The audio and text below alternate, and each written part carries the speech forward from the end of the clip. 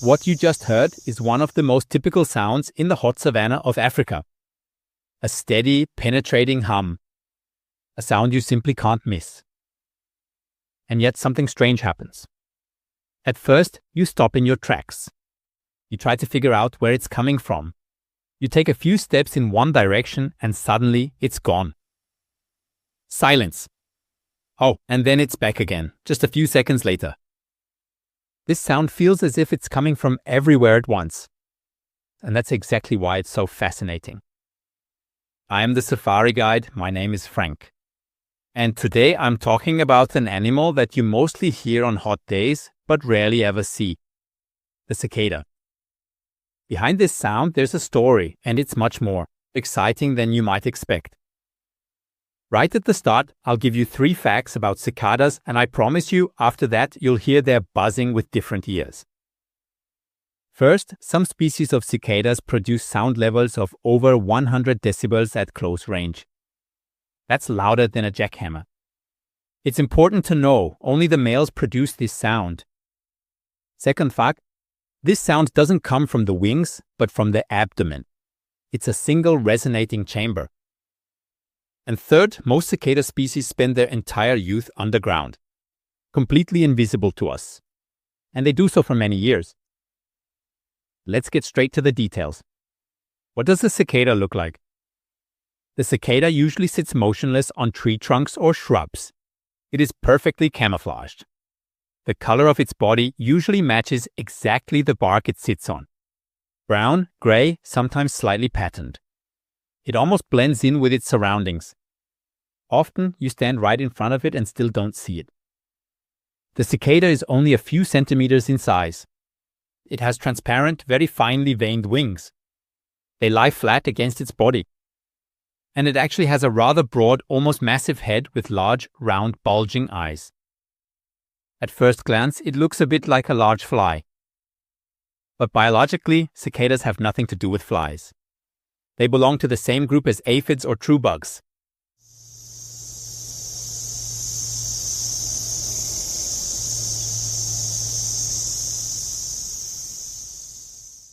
How does this small insect manage to produce sounds that can exceed 100 decibels? The answer lies in its construction. It is truly special. The male has a curved drum membrane on each side of its abdomen. You can imagine it like the surface of a tin can. Through muscle movements, this membrane is pulled inward at lightning speed and immediately springs back again. This creates a single click. And not just once, but in the same cicada. Hundreds of times per second. These rapid clicks then merge into a continuous high-frequency buzzing sound. But that's not all. The body of the cicada is built in such a way that this sound is further amplified. Inside, there are additional membranes that reflect and concentrate the sound. And the abdomen itself is for the most part hollow. It functions as a resonating chamber. You can imagine it somewhat like the body of a guitar, and all these structures further amplify the sound. The result is volumes, as I already mentioned, of over 100 decibels. For comparison, a normal conversation between people is about 60 decibels. A lawnmower produces 80 to 90. And the cicada? It sometimes goes even higher than that, louder than a jackhammer. The sound can be heard over several hundred meters. Why all this effort? It's all about love. The call primarily serves to find a mate. The males call to attract females. And the rule is, the bigger and stronger a male is, the louder it can call. And the greater its chance of impressing a female. The call is an acoustic signal that brings animals of both sexes together in one place, a kind of meeting point in the bush. Additionally, there is a special warning call, which differs in rhythm or frequency from the normal call. You can hear it when a predator is nearby. It is assumed that this abrupt sound temporarily confuses predators. So it's something like an acoustic diversion tactic. By predators, I mean birds and other animals that eat cicadas. I'll get to that a bit later. The cicada has a remarkably specialized way of life. The females lay their eggs in plant stems or in crevices of tree bark. Cicada nymphs hatch from these eggs, and as soon as they've hatched, they burrow into the ground, and that's where they stay, not for a few days or weeks, but for years. Most African cicada species spend 2 to 5 years underground. During this time, they are anything but lazy. They move through the soil searching for food. They pierce roots with their proboscis and suck up the plant sap. And they grow, they molt several times and go through various developmental stages. And then a special moment arrives. I call it the final molt. The nymphs, which have now lived underground for several years, leave the soil on a warm night. Many nymphs do this at the same time, on the same night, or over the course of a few days. They climb up blades of grass or tree trunks and stay there. What follows next is truly impressive. Unfortunately, I only know this from film footage as well. Now comes the final molt. The back of the nymph begins to split open. Very slowly, the adult animal pushes its way out. And the insect appears soft, pale, somehow fragile at this stage. And at this moment, it is also completely defenseless. And then the wings unfold, and they become larger and slowly spread out. At the same time, the body begins to harden, and the colors start to develop. What remains behind is its empty shell. You often find these hanging on tree trunks, fences, or grasses. And on this night, the true life of the cicada begins. And that lasts only a few weeks. The adult animal does not have chewing mouthparts. It has only a fine piercing proboscis with which it sucks plant sap from trees and shrubs. However, this sap is very low in nutrients. The cicada has to take in large quantities in order to get enough energy. The short adult life serves primarily one purpose: reproduction.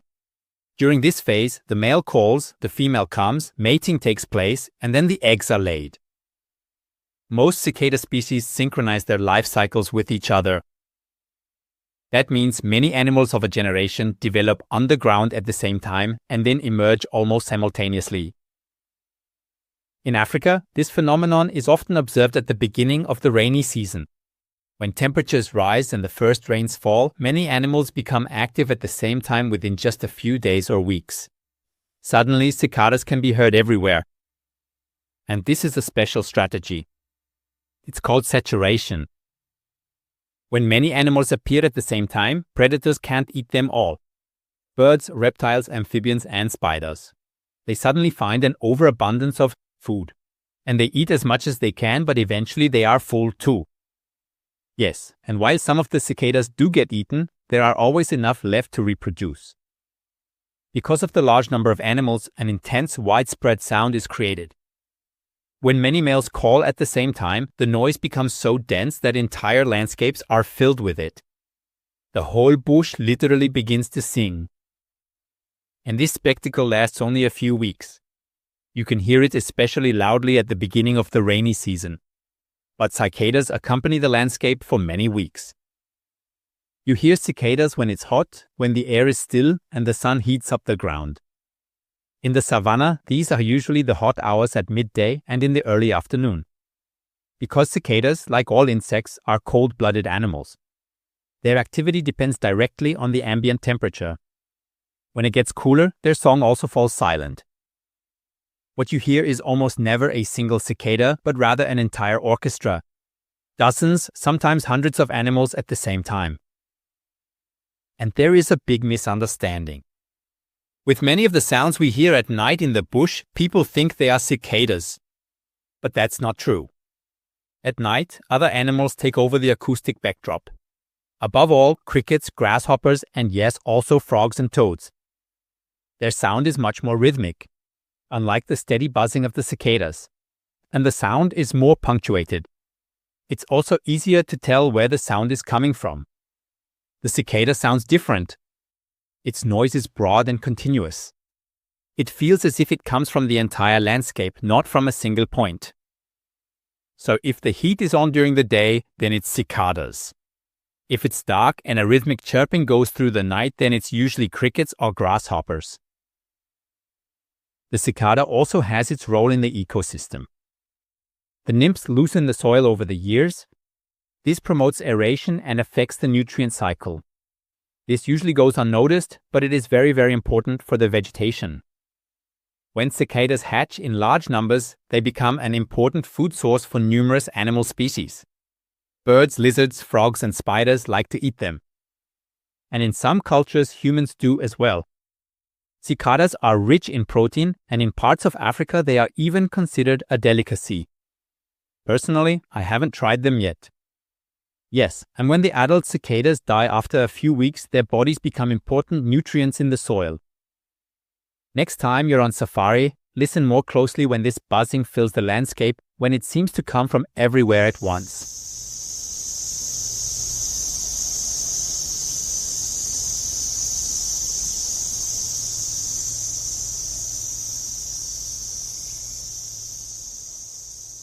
Now you know what's behind this sound? A small insect, invisible to the untrained eye, but loud enough to fill an entire landscape. Thank you for joining me on Safari today. If you enjoyed this episode and would like to support the Safari Guide, please check out my Patreon page. With your financial support, you help me continue this podcast independently and ad-free. And in doing so, you make it possible for new episodes to feature deeper research and even more stories from the world of safaris. Because that's what this is all about, not just seeing animals but understanding them. You can find the link in the show notes. Thank you very much. Until the next episode, Frank, your Safari Guide.